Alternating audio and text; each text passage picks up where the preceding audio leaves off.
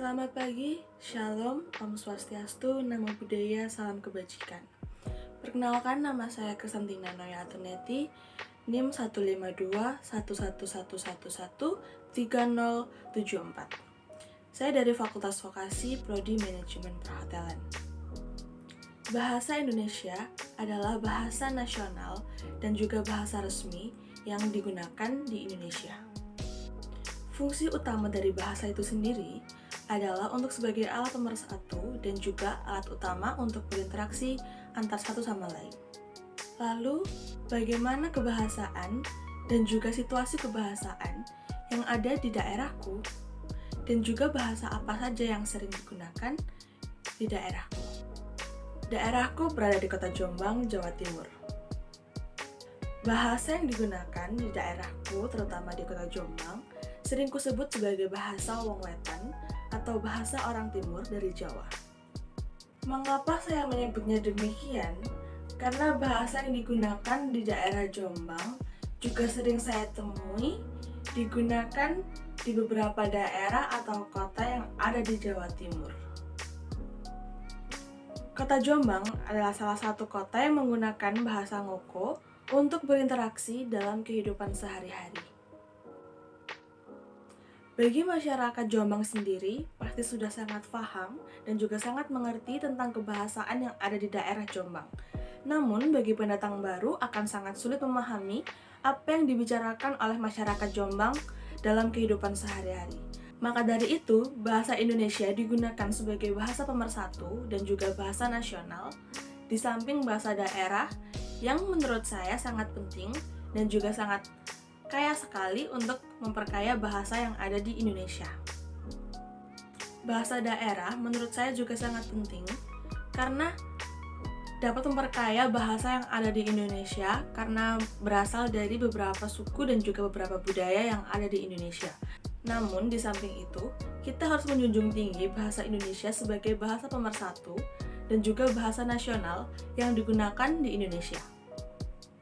Dengan demikian, kita dapat berinteraksi dengan masyarakat luar atau masyarakat dari daerah lain dengan sangat mudah.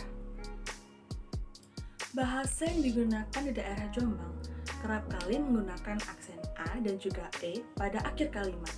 Seperti kata iya kah menjadi iyo tah. Kemudian seperti kata kenapa sih menjadi lapo sih.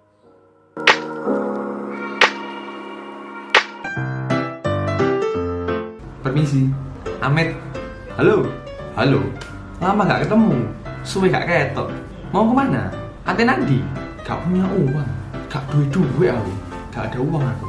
Orang duit. Udah makan belum? Terus makan belum? Permisi, mau tanya. Amit, sampai takon. Ngapain ini? Lapo iki? Bodoh memang. Goblok aja nih. Beli di mana? Tuku nandi? Jalan-jalan. Melaku-melaku. Pergi ke mall. Lu mau nang mall. Bagaimana kabarnya? Ya apa kabarnya? Daging anjing, daging asu, sayur kol, gobes, makan daging anjing dengan sayur kol. Sudah lama, wis suwe, makan nasi sama ayam, mangan sego karo PT. Bodoh amat, gak ngurus. Terima kasih sudah nonton video ini. Suwon wis delok video ini. Pacaran terus aja. Bojoan tok ae. Wih, cewek itu cantik banget. Wih, wedok itu wahyu. Wah, besar sekali. Wih, gede nih. Aduh, jangkrik. 1, 2, 3, 4, 5, 6, 7, 8, 9, 10. Siji, loro, telu, papat, limo, enem, pitu, wolu, songo, 10, 25, selawe, 50, 50, 100, 100, sejuta, sayuto. Nah, itulah pentingnya bahasa Indonesia sebagai bahasa pemersatu dan juga bahasa nasional yang harus kita junjung tinggi.